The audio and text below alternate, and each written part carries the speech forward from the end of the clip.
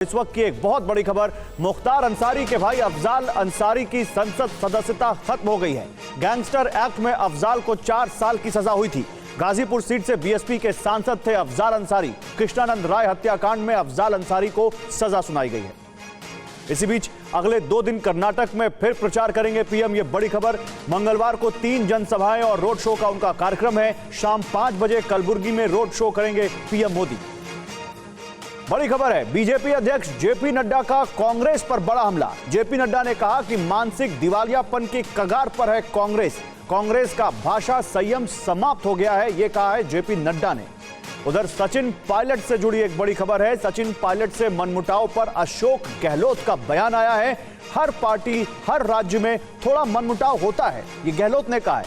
गहलोत का कहना है कि राजस्थान बीजेपी में भी मनमुटाव है। उधर वाराणसी में सीएम योगी का विपक्ष पर बड़ा हमला। भाई बहन, बुआ बबुआ की पार्टी ने युवाओं को बंदूक थमाई, यह कहा योगी आदित्यनाथ ने। बीजेपी ने युवाओं के हाथों में टैबलेट दिए, यह कहा सीएम योगी ने। एक और खबर, इस्तीफे के सवाल पर कुश्ती संघ के अध्यक्ष ब्रजभूषण शरण सिंह ने कहा है, पार्टी इस्तीफे को कहेगी तो इस्तीफा दे दूंगा, यह कहा ब्रजभूषण शरण सिंह ने। पहलवानों के प्रदर्शन के पीछे टुकड़े टुकड़े गैंग है, यह भी कहना है उनका। इसी बीच एक और बड़ी खबर, यूपी निकाय चुनाव से जुड़ी हुई। यूपी निकाय चुनाव से पहले बीजेपी का बड़ा एक्शन। लखनऊ के 35 से ज्यादा बागियों के खिलाफ कार्रवाई की गई है। तमाम पदाधिकारियों को 6 साल के लिए पार्टी से निष्कासित कर दिया गया है। और एक और अच्छी खबर है, जीएसटी के मोर्चे पर अप्रैल 2023 में जीएसटी कलेक्शन ने सारे रिकॉर्ड तोड़ दिए हैं। जीएसटी कलेक्शन अप्रैल 2023 में 1,87,000 करोड़ रहा है। पीएम मोदी ने इस पर ट्वीट किया, अर्थव्यवस्था के लिए अच्छी खबर। एक और बड़ी खबर, रेलवे की 2022-23 में वरिष्ठ नागरिकों से बंपर कमाई हुई है। रेलवे ने 2,242 करोड़ की अतिरिक्त कमाई की है। वरिष्ठ नागरिकों को रियायत पर रोक से रेलवे की यह कमाई बढ़ी है। लेकिन ब्रेकिंग न्यूज के बाद आइए आपको बताते हैं कि आज आपके लिए कौन कौन सी खास खबरें हैं, आपको बताते हैं। क्या 2024 के चुनाव से पहले देश में यूनिफॉर्म सिविल कोड लागू हो जाएगा? आज कहां से मिले इसके संकेत, हम आपको बताएंगे। कर्नाटक के चुनावी रण में पीएम मोदी को 92वीं गाली देने वाला कौन था? कर्नाटक की चुनावी जंग से यह लीड स्टोरी होगी। शरद पवार किस तरफ है, सहयोगियों की ओर या विरोधियों की तरफ? महाराष्ट्र की राजनीति में क्या कुछ बड़ा होने वाला है? एक इनसाइड स्टोरीज के लिए हम आपके लिए लेकर आए हैं। और सोशल मीडिया पर 2 दिन से वायरल ताले वाली कब्र की क्या है पूरी कहानी, इस कब्र में क्या होता था, ये एक्सक्लूसिव स्टोरी भी हम आपके लिए लेकर आएंगे। बेमौसम बारिश कैसे आम आदमी को महंगाई का झटका देगी, इस पर भी आपको देने के लिए कुछ जानकारी हमारे पास है। लेकिन शुरुआत आज की लीड स्टोरी से करते हैं और उसके चलते हैं बिग वॉल पर। जी हां, देखिए, 10 महीने में यूनिफॉर्म सिविल कोड लागू, क्वेश्चन मार्क। कर्नाटक में 10 मई को वोटिंग है और उससे पहले आखिरी दांव पे चले जा रहे हैं। बीजेपी, कांग्रेस और जेडीएस हर पार्टी ने इसके लिए ताकत झोंक दी है। कर्नाटक से आज 3 बड़ी तस्वीरें आई है। पहली तस्वीर जिसमें गृह मंत्री अमित शाह ने तुमकुरू, हावेरी और शिवमोगा में ताबड़तोड़ रोड शो किए। अमित शाह सुबह 10:30 बजे से ही प्रचार अभियान में जुट गए और देर शाम तक रोड शो करते रहे। दूसरी तस्वीर बेंगलुरु से आई, जहां बीजेपी ने घोषणा पत्र जारी किया। तीसरी तस्वीर राहुल गांधी की है, जिन्होंने कर्नाटक में पूरा जोर लगा रखा है। आज राहुल गांधी ने तुमकुरू और हासन में प्रचार किया। आज 2 बड़ी बातें हुई हैं। पहली बात बीजेपी के चुनावी घोषणा पत्र से निकल कर आई है और दूसरी बात कांग्रेस की गलतियां दोहराने की पुरानी आदत से जुड़ी है। बीजेपी ने विजन डॉक्यूमेंट से यह बता दिया कि लोकसभा चुनाव से पहले वो पूरे भारत के लिए क्या बड़ा ऐलान कर सकती है। इसके बारे में आपको विस्तार से बताएंगे। साथ ही कांग्रेस ने आज फिर क्या गलती कर दी, इसकी भी जानकारी देंगे। पहले बीजेपी के प्रजा ध्वनि नाम से जारी विजन डॉक्यूमेंट की खबर आपको बता दें, जिसमें बीजेपी ने 16 बड़े वादे किए। बीजेपी ने गरीब, महिला और नौजवानों को लुभाने की पूरी कोशिश की है। बीपीएल परिवार को 3 सिलेंडर फ्री देने का उन्होंने वादा किया। बीजेपी ने बीपीएल परिवार को आधा लीटर नंदिनी दूध देने का वादा किया। यह कहा कि SC ST महिलाओं के लिए 10,000 रुपए की FD कराई जाएगी। 30 लाख महिलाओं को फ्री बस पास देने का वादा किया। मुफ्त भोजन के लिए अटल आहार केंद्र खोले जाएंगे। सीनियर सिटीजन को हर साल मुफ्त हेल्थ चेकअप की सुविधा। बेघरों के लिए 10 लाख मकान बनाने का वादा। मैन्युफैक्चरिंग सेक्टर में 10 लाख नौकरी देने की बात। और तीर्थ यात्रा के लिए गरीब परिवारों को 50,000 रुपए की मदद देने की बात बीजेपी ने अपने विजन डॉक्यूमेंट में की।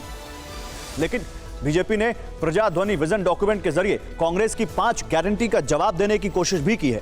कांग्रेस ने अन्य भाग्य के जरिए गरीबों को हर महीने 10 किलो फ्री चावल देने की बात कही थी। बीजेपी ने बीपीएल परिवारों को साल में 3 सिलेंडर फ्री और आधा लीटर दूध का वादा किया है। कांग्रेस ने गृह लक्ष्मी के तहत घर की महिला प्रमुख को 2,000 रुपए देने का वादा किया था, ये गारंटी दी थी उन्होंने। और बीजेपी ने विधवा पेंशन 2,000 करने और महिलाओं के लिए 10,000 रुपए की एफडी करने की बात भी की है। कांग्रेस ने महिलाओं को सरकारी बस में फ्री सफर का वादा किया है। बीजेपी ने ऐलान किया कि वो राज्य की 30 लाख महिलाओं को फ्री बस पास देंगे। इसके अलावा कांग्रेस ने ग्रेजुएट बेरोजगारों को लुभाने के लिए 3,000 रुपए महीना और डिप्लोमा होल्डर्स को 1,500 रुपए महीना देने का वादा किया था। बीजेपी कह रही है कि वो मैन्युफैक्चरिंग सेक्टर में 10 लाख नौकरियां देगी। कांग्रेस ने हर परिवार को हर महीने 200 यूनिट फ्री बिजली देने का वादा किया है। बीजेपी ने बेघरों के लिए 10 लाख मकान बनाने की बात कही है। तो प्रधानमंत्री मोदी ने 4 दिन पहले बीजेपी वर्कर्स को एड्रेस करते हुए रेवड़ी कल्चर और कांग्रेस की गारंटी के वादे पर तीखे अटैक किए थे। लेकिन आज बीजेपी के घोषणा पत्र में जब फ्री वाले वादे किए गए तो विरोधियों ने सवाल खड़े किए। इसे लेकर टीवी9 भारतवर्ष के संवाददाता आमोद राय ने बीजेपी अध्यक्ष जेपी नड्डा से एक्सक्लूसिव बात की। नड्डा ने कांग्रेस के रेवड़ी कल्चर और बीजेपी के वादों का क्या फर्क समझाया, आप खुद सुन लीजिए। ये जो देते हैं उसमें कभी भी कोई मैथमेटिक्स का और इकोनॉमिक्स का कोई अर्थ नहीं होता। ये पॉपुलिस्ट स्लोगन्स के साथ देते हैं। हम सबकी बिजली 200 यूनिट मुफ्त कर देंगे, हम पानी की बिजली का बिल नहीं लेंगे, हम बस का ट्रैवल मुफ्त कर देंगे। हम क्या कहते हैं, हम बीपीएल परिवारों को पोषण आहार में ये देंगे। किनको देंगे, बीपीएल। किनको देंगे, गरीब लोगों को। मैंने आपको सुबह भी बताया आयुष्मान भारत। आयुष्मान भारत किसको मिलता है, आपको मिलता है, हमको मिलता है? नहीं। आयुष्मान भारत मिलता है रेड़ी वाला, फेड़ी वाला, रिक्शा वाला, ठेला वाला, सब्जी वाला, बस का ड्राइवर, बस का क्लीनर, ट्रक का ड्राइवर, ट्रक का cleaner, auto rickshaw driver, lift man, barber जो बेचारा बाल काटता है, ऐसे गरीब लोगों, रैग पिकर जो कूड़ेदान से प्लास्टिक इकट्ठा करता है, ऐसे गरीब लोगों को गंभीर बीमारियों से लड़ने के लिए हम 5 लाख रुपए का हेल्थ कवर देते हैं। तो हम जब करते हैं तो सशक्तिकरण करते हैं। ये वो लोग हैं जो अक्षम हैं अपना इलाज कराने में। और बीजेपी के घोषणा पत्र का एक बड़ा वादा हमने आपको अब तक नहीं बताया है। इस वादे को बीजेपी ने प्रजाध्वनि में प्रमुखता से जगह दी है और यह वादा है यूनिफॉर्म सिविल कोड, यानी समान नागरिक संहिता कानून। बीजेपी ने विजन डॉक्यूमेंट में यूनिफॉर्म सिविल कोड लागू करने का वादा किया है। बीजेपी ने कहा है कि यूनिफॉर्म सिविल कोड लागू करने के लिए एक उच्च स्तरीय समिति बनाई जाएगी। यूनिफॉर्म सिविल कोड बीजेपी के 3 सबसे बड़े कोर मुद्दों में से एक रहा है। बीजेपी शुरू से ही राम मंदिर निर्माण, जम्मू कश्मीर से धारा 370 हटाने और देश में यूनिफॉर्म सिविल कोड लागू करने की बात कहती रही है। मोदी सरकार इनमें से 2 वादों को पूरा कर चुकी है। सिर्फ यूनिफॉर्म सिविल कोड है जो अब तक पूरा नहीं हो पाया है। सवाल यह है कि क्या लोकसभा चुनाव से पहले देश में यूनिफॉर्म सिविल कोड लागू हो जाएगा? इन्हीं सवालों ने विपक्षी दलों की नींद उड़ा दी है। हालांकि कर्नाटक के सीएम बसवराज बोम्मई कह रहे हैं कि यह कानून वक्त की जरूरत है। See, uniform civil code is the need of the hour. All you go by all these nations, they have got the uniform civil code, and there will be the real equality will come from uniform civil code. It will give the equality to especially to the women in all the communities. Bhajpa polarisation के लिए कुछ भी कदम उठाए, इस समय जो mister 40% की government का टैग है कर्नाटक की गवर्नमेंट पर, कर्नाटक की जनता उसके लिए उनको पनिश करने जा रही है। तो उनका जो पोलराइजेशन का प्लान है वो बिल्कुल फेल हो जाएगा। और यह इशारा है कि बीजेपी इसे लागू करने की दिशा में आगे बढ़ रही है। यूनिफॉर्म सिविल कोड सिर्फ राजनीति का मुद्दा नहीं है, इससे कई कानूनी और संवैधानिक पहलू भी जुड़े हुए हैं। सबसे पहले समझिए कि आखिर ये है क्या। आइए बिग वॉल पर आपको दिखाते हैं कि यूनिफॉर्म सिविल कोड है क्या। यूनिफॉर्म सिविल कोड देश के सभी धार्मिक समुदायों के लिए एक देश एक नियम की बात करता है। इसका मतलब है कि विवाह, तलाक, गोद लेने और उत्तराधिकार को लेकर पूरे देश में एक कानून होगा। संविधान के आर्टिकल 44 यानी 44 के भाग 4 में इसका जिक्र किया गया है। आर्टिकल 44 में कहा गया है कि राज्य पूरे देश के नागरिकों के लिए एक समान नागरिक संहिता लागू करने की कोशिश करेगा। देश की सबसे बड़ी अदालत 3 बार यूनिफॉर्म सिविल कोड का समर्थन कर चुकी है और 1985 के शाह बानो जजमेंट में सुप्रीम कोर्ट ने यूनिफॉर्म सिविल कोड के पक्ष में टिप्पणी की थी। 1995 सरला मुदगल जजमेंट में भी सुप्रीम कोर्ट ने यूनिफॉर्म सिविल कोड लागू करने की वकालत की थी। यूनिफॉर्म सिविल कोड का मुद्दा सिर्फ कर्नाटक तक सीमित नहीं है, इसका असर पूरे देश की राजनीति पर हो सकता है, इसलिए विपक्ष इसे मुद्दा बना रहा है। TV9 भारतवर्ष ने इस सवाल पर बीजेपी अध्यक्ष जेपी नड्डा से बात की। उन्होंने इस पर क्या कहा, अब आप ये सुनिए। समाज बांट की तो राज किया है, हम ही ने कहा है सबका साथ, सबका विकास, सबका विश्वास, सबका प्रयास। और ये प्रधानमंत्री किसान सम्मान निधि हो, मैक्सिमम बेनिफिट हमारे माइनॉरिटी भाई ले रहे हैं, आवास योजना में मैक्सिमम बेनिफिट ले रहे हैं, स्वच्छता में मैक्सिमम बेनिफिट ले रहे हैं। इसलिए हमारा सबको साथ लेकर के चलने का है।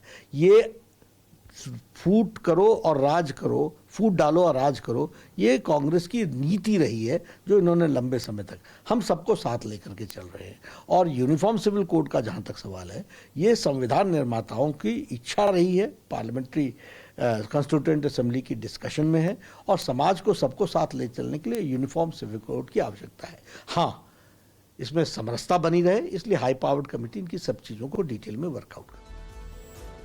तो जिस वक्त बीजेपी के नेता कर्नाटक जीतने के लिए लुभावने वादों का पिटारा खोल रहे थे, पूरे देश में यूनिफॉर्म सिविल कोड को लेकर चर्चा हो रही है, उसी दौरान कांग्रेस की तरफ से वही गलती दोहराई गई जो हर चुनाव में होता है। जी हां, प्रधानमंत्री मोदी को कांग्रेस की 92वीं गाली, क्वेश्चन मार्क, 92वीं, इस पर फोकस है। सुनिए, ठीक 4 दिन पहले कांग्रेस अध्यक्ष मल्लिकार्जुन खड़गे ने प्रधानमंत्री मोदी को जहरीला सांप कहा। खड़गे का बयान मुद्दा बना तो उन्होंने अपने शब्दों पर सफाई दी, माफी मांगी, लेकिन आज पिता वाली गलती जूनियर खड़गे ने की। मल्लिकार्जुन खड़गे के बेटे और विधायक प्रियांक खड़गे ने प्रधानमंत्री मोदी के खिलाफ आपत्तिजनक कमेंट किया। प्रधानमंत्री मोदी के शब्दों में कांग्रेस अध्यक्ष ने उन्हें 91वीं गाली दी थी। इस लिहाज से पीएम मोदी को 92वीं गाली खड़गे के बेटे ने दी। खड़गे ने जहरीले सांप कहा तो उनके बेटे ने देश के प्रधानमंत्री को नालायक कह दिया। ಮೊನ್ನೆ ನೀವು ಗುಲ್ಬರ್ಗಾಕ್ಕೆ ಬಂದಾಗ ನೀವು ಏನು ಹೇಳಿದ್ರಿ ಬಂಜಾರಾ समाजದವರಿಗೆ, आप सब लोग डरिए मत, बंजारा का एक बेटा दिल्ली में बैठा है अंत। ऐसा नालायक बेटा तो कैसा होता भाई, घर कैसे चलेगा? हाँ, तो ऐसा लगता है कि कांग्रेस अपनी गलतियों से सीखती नहीं। जब मल्लिकार्जुन खड़गे ने प्रधानमंत्री मोदी को जहरीला सांप बताया तो बीजेपी ने इसे बड़ा मुद्दा बना दिया। कांग्रेस को बैकफुट पर जाना पड़ा। इस बार भी बीजेपी पलटवार के लिए पूरी तरह तैयार है। TV9 भारतवर्ष के संवाददाता अमोद राय ने आज बीजेपी अध्यक्ष जेपी नड्डा से बात की। उन्होंने कांग्रेस की आपत्तिजनक टिप्पणियों पर क्या कहा, अब आप ये सुनिए। कांग्रेस पार्टी का मानसिक दिवालियापन हो चुका है। जिस पार्टी की नेता, सबसे बड़ी नेत्री मौत का सौदागर कहती हूँ, उसके बाद 91वें बार जिस तरीके के शब्दों का बोला गया है और जिस तरीके के शब्दों का उपयोग किया है, और आका अगर खुश होते हों तो नीचे के लोग तो बोलेंगे ही बोलेंगे। ये इनके मेंटल बैंकरप्सी का ये एक जीता जागता नमूना है। ये स्तर विहीन पार्टी के नेताओं का बोल है। इनके मन में बौखलाहट है, मन में विष है, जो ये आए बगाहे निकलता रहता है। तो कुछ दिन पहले तक सर्वे और पोल बता रहे थे कि कांग्रेस मजबूत स्थिति में है, लेकिन सियासी पंडित अब मान रहे हैं कि चुनाव के आखिरी दौर में कांग्रेस नेताओं के विवादित बयानों से लड़ाई बीजेपी की पिच पर आती दिख रही है। बीजेपी ने जिस तरह मुस्लिम रिजर्वेशन और PFI पर बैन का मुद्दा उठाया, उससे भी नैरेटिव बदल सकता है। इस सब के बीच यूनिफॉर्म सिविल कोड का मुद्दा टर्निंग पॉइंट हो सकता है। तो महाराष्ट्र में बिना विधानसभा चुनाव के सियासत में उबाल आ रहा है। महाराष्ट्र का पावर गेम आखिर पवार किस तरफ? जी हां, इसकी वजह है एनसीपी अध्यक्ष शरद पवार। वो महाराष्ट्र की राजनीति में किस तरफ से खेल रहे हैं, ये ना बीजेपी और ना ही एकनाथ शिंदे का गठबंधन समझ पा रहा है, और ना ही महाविकास आघाड़ी में शामिल कांग्रेस और उद्धव गुट जान पा रहा है। असल में ऐसी बातें एमवीए की एक सभा को लेकर सामने आ रही हैं। आज मुंबई के बांद्रा कुर्ला कॉम्प्लेक्स में महाविकास आघाड़ी की संयुक्त रैली हुई। उद्धव ठाकरे के साथ साथ कांग्रेस के बड़े नेता और एनसीपी में दूसरे नंबर के नेता अजीत पवार ने इसे संबोधित किया। इसे वज्र मूठ सभा नाम दिया गया। इसका मतलब होता है लोहे की मुट्ठी या फौलादी मुट्ठी। और यह नाम महागठबंधन में शामिल तीनों दल ठाकरे गुट, एनसीपी और कांग्रेस की एकता को दर्शाने के लिए दिया। लेकिन अब तीनों पार्टियों की इसी एकजुटता पर ही सवाल खड़े हो रहे हैं, क्योंकि शरद पवार इस सभा में शामिल नहीं हुए। रैली की यह तस्वीर आप देख सकते हैं। ऐसा उस समय हो रहा है जब आज ही महाराष्ट्र में एपीएमसी के चुनावी नतीजे सामने आए। राज्य के 245 एपीएमसी चुनावों के नतीजे घोषित हुए। महाविकास आघाड़ी ने 131 बाजार समितियों पर जीत हासिल की, जबकि बीजेपी और शिवसेना गठबंधन ने 84 स्थानों पर जीत दर्ज की। एपीएमसी के नतीजों से एमवीए ताकतवर बनकर उभरी और बीजेपी शिवसेना गठबंधन को नुकसान हुआ। ऐसे में इस सभा का बड़ा मतलब था, लेकिन एमवीए में यह फूट संघ के संकेत जैसा है और इसे तब और बल मिला जब एनसीपी के कद्दावर नेता और महाराष्ट्र एनसीपी अध्यक्ष जयंत पाटिल ने सभा से पहले यह कह दिया कि सीएम बनेगा तो उनकी ही पार्टी से बनेगा, जिस पर कांग्रेस और उद्धव गुट लाल हो गए। ये चाहता हूं कि महाराष्ट्र में हमारी पार्टी का मुख्यमंत्री हो।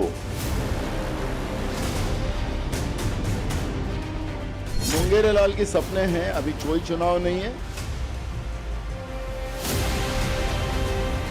महाविकास आघाड़ी जब सत्ता में आएंगे तो जिनके सदस्य ज्यादा होंगे तो आघाड़ी का वही फॉर्मूला रहता है। तो हम सबसे ज्यादा संख्या में थे, इसलिए राष्ट्रवादी पार्टी को विपक्ष का नेता का पद मिल गया।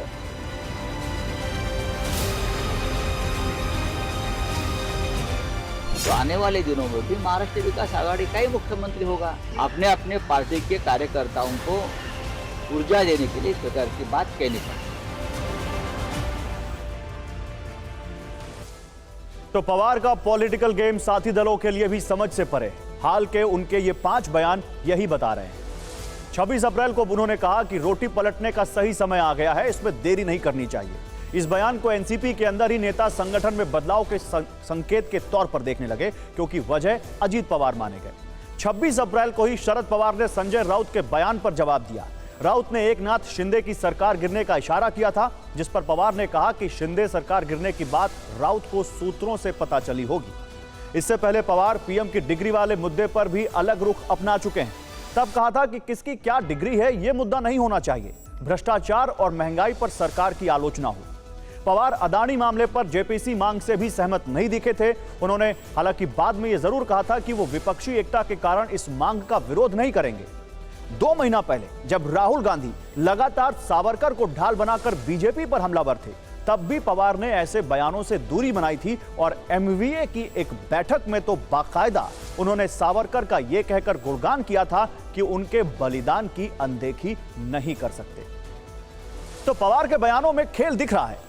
एमवीए में सिर्फ फुटौवल मची हुई है और यह तब से शुरू हुआ है जब से उनके भतीजे अजीत पवार ने यह कहकर खलबली मचा दी थी कि सीएम तो वो ही बनेंगे। वैसे शरद पवार महाराष्ट्र के मुख्यमंत्री रह चुके हैं, लेकिन 1999 में जब एनसीपी का गठन किया तब से पार्टी से एक भी सीएम नहीं बना। और इस बार एनसीपी के दिग्गज नेताओं के बयान बता रहे हैं कि पवार अपनी फुल पावर दिखाने के मूड में हैं। अब फिक्र आपकी में एक सवाल, क्या कब्रिस्तान के लिए पूरी दुनिया में जमीनें कम पड़ रही हैं? ये सवाल क्यों? जवाब जानने से पहले आप 2 दिन से सोशल मीडिया पर वायरल ताले वाली कब्र की एक तस्वीर देखिए। ताले वाली कब्र में क्या होता था, ये सवाल है। आपको वो तस्वीर दिखाते हैं जो सोशल मीडिया पर वायरल है। इस कब्र पर लोहे की ग्रिल लगी है और ताला भी लगाया गया है। पाकिस्तान के अखबार डेली टाइम्स ने इस कब्र पर एक आर्टिकल छापा था। दावा किया था कि यह पाकिस्तान का एक कब्रिस्तान है। यहां लड़कियों के शव को कब्र से निकालकर उनका बलात्कार किया जा रहा है। इस डर से मां बाप अपनी मृत बेटियों की कब्रों पर ताला लगाने को मजबूर हैं। भारत में मीडिया के एक वर्ग ने भी बिना हकीकत जाने यही दावा किया। इसे पड़ोसी मुल्क की क्रूर सच्चाई बताई, लेकिन टीवी 9 भारतवर्ष की टीम ने जब इसकी पड़ताल की तो ये तमाम दावे झूठे निकले। हकीकत यह है कि यह तस्वीर पाकिस्तान की नहीं बल्कि भारत की है। इस्लामाबाद की नहीं बल्कि हैदराबाद की है। हैदराबाद के मदन्ना पेट में यह कब्रिस्तान है। यहीं पर यह कब्र है और हमें यह भी पता चला कि कब्र से शव निकालकर दुष्कर्म करने की बात भी फर्जी है।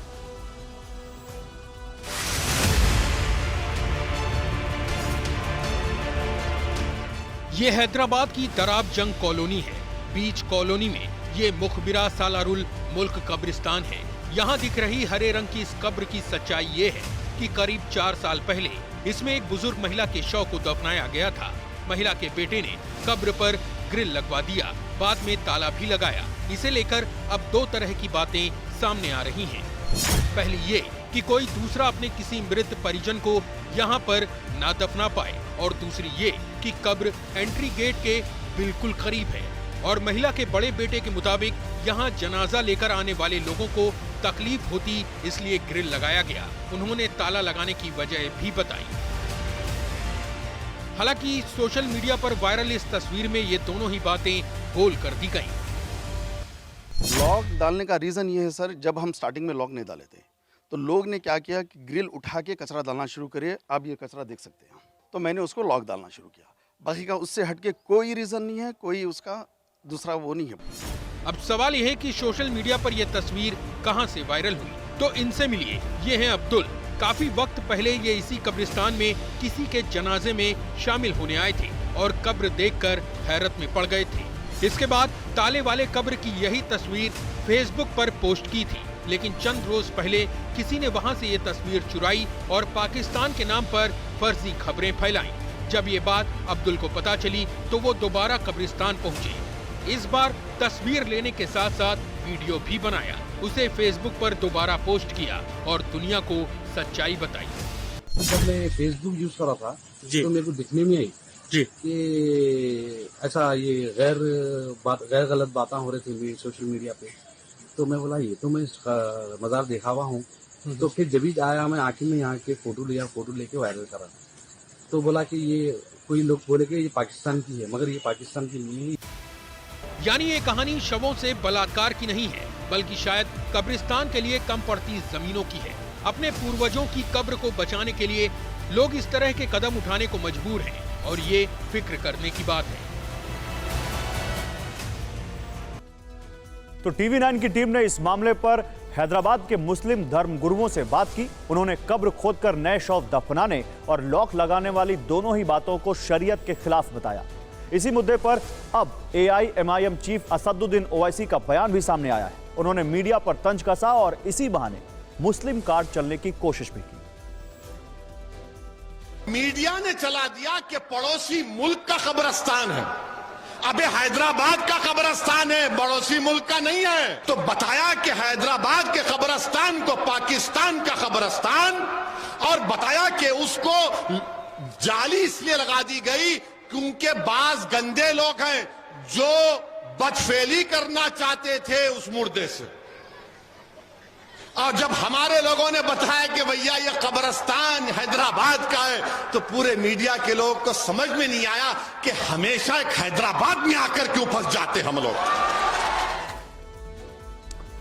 तो कब्रिस्तान के लिए कम पड़ती जमीनों को लेकर मजबूरी ऐसी है कि ऐसी तस्वीर कई जगह देखने को मिल रही है। दिल्ली अल्पसंख्यक आयोग की साल 2018 की एक रिपोर्ट के मुताबिक अकेले दिल्ली में 2019 के लिए सिर्फ 30,000 लोगों को दफनाने की जगह बची थी, जबकि उस साल अकेले 13,000 से अधिक मुसलमानों के शव दफनाए गए। कोरोना आने के बाद यहां बहुत सारे कब्रिस्तान फुल भी हो गए थे। यही हाल मुंबई, चेन्नई, कोलकाता, हैदराबाद और बेंगलुरु जैसे शहरों का है। भोपाल में काजी शवों को दफनाने के लिए पक्की कब्रों का निर्माण न करने की अपील कर रहे हैं। आगरा में ईसाइयों के लिए कब्र को 5 साल की लीज पर देने की मजबूरी वाली स्कीम चलाई जा रही है। अमेरिका दुनिया का सुपर पावर देश है, ईसाई बहुल मुल्क है, लेकिन यहां भी ग्रेवयार्ड को लेकर हालात बदतर है। लिहाजा अमेरिका में आधे से अधिक मृतकों को दफनाने की बजाय अब उनका अंतिम संस्कार किया जाता है। ग्रीस के एथेंस में 3 साल के लिए कब्र किराए पर मिलती है। ग्रीस में साल 2019 में पहला शवदाह गृह खोलना पड़ा था। हांगकांग में शवदाह का चलन बढ़ रहा है। जर्मनी में ग्रेवयार्ड को रिसाइकलिंग किया जा रहा है।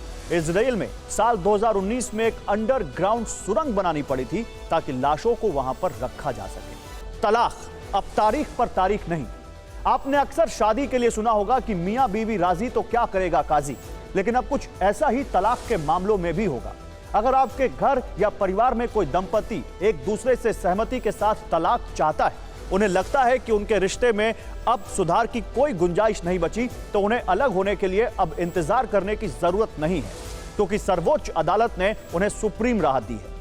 सुप्रीम कोर्ट की 5 जजों की संविधान पीठ ने अपने फैसले में कहा है कि सर्वोच्च अदालत अनुच्छेद 142 के तहत अपनी विशेष शक्तियों का इस्तेमाल करते हुए ऐसे रिश्तों में जहां सुधार की कोई गुंजाइश नहीं बची हो, तुरंत तलाक दे सकता है। आपसी सहमति से तलाक के लिए निर्धारित 6 महीने के वेटिंग पीरियड तक इंतजार करने की जरूरत नहीं है। पार्टियों को फैमिली कोर्ट भेजने की जरूरत नहीं है, जहां उन्हें 6 से 18 महीने का इंतजार करना पड़ सकता है। कोर्ट के लिए संभव है कि वो कभी ना सुधरने वाले रिश्ते के आधार पर तलाक मुहैया करा दे। अदालत के पास बिना बेड़ियों के पूर्ण न्याय करने की शक्ति है। अब आपको बताते हैं कि आखिर किस मामले में सुनवाई करते हुए सुप्रीम कोर्ट ने यह अहम फैसला सुनाया। क्या था वो मामला, आप देखिए।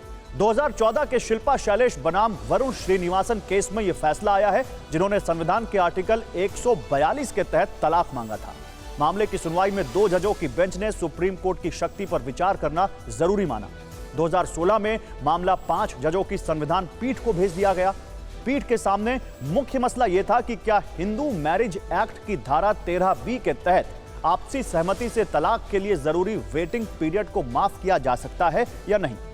सितंबर 2022 में जस्टिस संजय किशन कौल, संजीव खन्ना, AS ओका, विक्रम नाथ और JK माहेश्वरी ने इस मामले को सुना और अब बेंच ने यह फैसला सुनाया। अब अगर पति पत्नी जल्दी तलाक चाहते हैं तो वो शादी को खत्म करने के लिए आर्टिकल 142 के तहत सुप्रीम कोर्ट का दरवाजा खटखटा सकते हैं। अब सुप्रीम कोर्ट के इस फैसले से अदालतों का कितना बोझ कम हो सकता है, इसको समझने के लिए अलग अलग राज्यों में तलाक के कितने केस पेंडिंग है, उनका आंकड़ा भी आपको देखना चाहिए। तलाक के मामलों पर साल 2017 का सरकारी आंकड़ा मौजूद है, जो बताता है कि देश में उस वक्त तलाक के 7 लाख से ज्यादा केस पेंडिंग थे। साल 2017 में यूपी में तलाक के 2,64,000 केस पेंडिंग थे। हालांकि इससे पहले साल 2016 में यूपी में यह आंकड़ा महज 6,000 था। इसके अलावा साल 2016 में केरल में 52,000, बिहार में 46,000 से ज्यादा और महाराष्ट्र में 35,000 से ज्यादा तलाक के मामले अलग अलग अदालतों में चल रहे थे।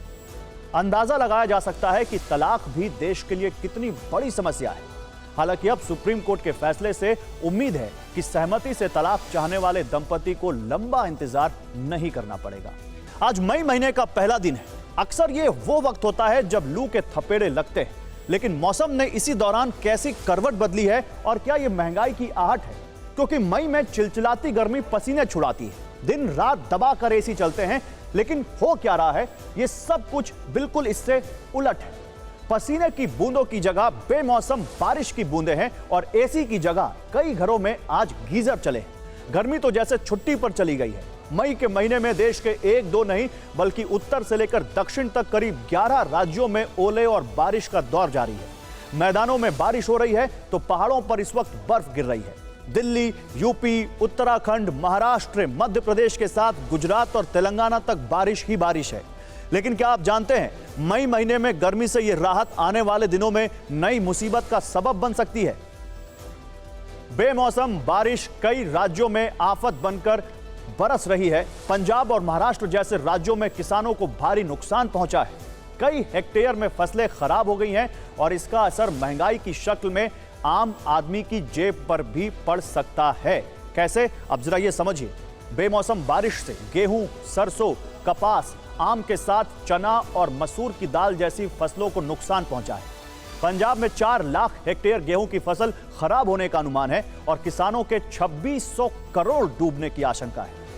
महाराष्ट्र में 14,000 किसान अब तक बारिश के चलते प्रभावित हुए हैं और अर्थशास्त्रियों का मानना है कि बेमौसम बारिश से फसलों के उत्पादन पर असर पड़ेगा, जिसका खामियाजा महंगाई की शक्ल में आम आदमी को उठाना पड़ेगा।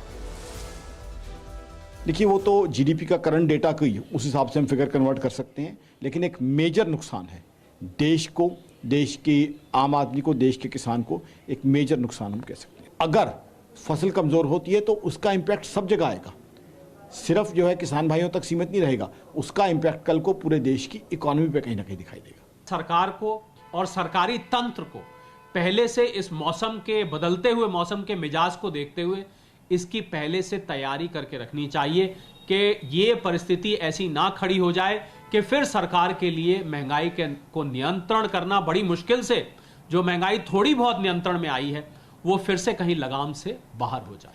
और आइए जल्दी से आपको दिखाते हैं देश भर की कुछ और बड़ी खबरें। दिल्ली में एक शख्स को कार के बोनट पर 3 किलोमीटर तक घसीटने का वीडियो सामने आया। नशे में धुत था ड्राइवर। सड़क पर मामूली सी टक्कर के बाद यह विवाद शुरू हुआ था। ब्रजभूषण के इस्तीफे वाले बयान पर प्रियंका गांधी ने कटाक्ष किया है। ट्वीट कर कहा, एक बार कह दीजिए मोदी जी, न्याय को आपकी हां का इंतजार है। बाहुबली आनंद मोहन की रिहाई पर सुप्रीम कोर्ट सुनवाई करेगा। जी कृष्णैया की पत्नी की याचिका पर 8 मई को सुनवाई होगी। श्री कृष्ण जन्मभूमि ईदगाह मामले में इलाहाबाद हाईकोर्ट का फैसला। सुन्नी सेंट्रल वक्फ बोर्ड की याचिका निरस्त, कहा नए सिरे से करें सुनवाई। छत्तीसगढ़ सरकार को सुप्रीम कोर्ट की बड़ी राहत। 58% आरक्षण पर हाईकोर्ट द्वारा लगाई गई रोक को हटाया। कोर्ट ने आरक्षण के साथ तत्काल भर्ती और प्रमोशन करने के निर्देश दिए। केदारनाथ और बद्रीनाथ में जबरदस्त बारिश और बर्फबारी। 4 धाम यात्रा को उत्तराखंड के श्रीनगर में रोका गया। बद्रीनाथ केदारनाथ में कल रात से मौसम बिगड़ा हुआ है। 6ठी से 8वीं तक के छात्रों के लिए शुरू हुए स्किल मॉड्यूल प्रोग्राम। सीबीएसई के छात्र पढ़ेंगे आर्टिफिशियल इंटेलिजेंस और कोडिंग। सीबीएसई की नई शिक्षा नीति के तहत यह फैसला लिया गया। भारत और ब्रिटेन के बीच शुरू हुई अजय वॉरियर 2023 वॉर एक्सरसाइज। जवानों ने किया सैन्य कौशल का प्रदर्शन। 11 मई तक ये एक्सरसाइज चलेगी। मुंबई के कल्याण में आपसी विवाद में एक शख्स ने 2 युवकों पर तलवार से हमला कर दिया। हमले का वीडियो सीसीटीवी में कैद हो गया। आरोपी को पुलिस ने हिरासत में ले लिया है।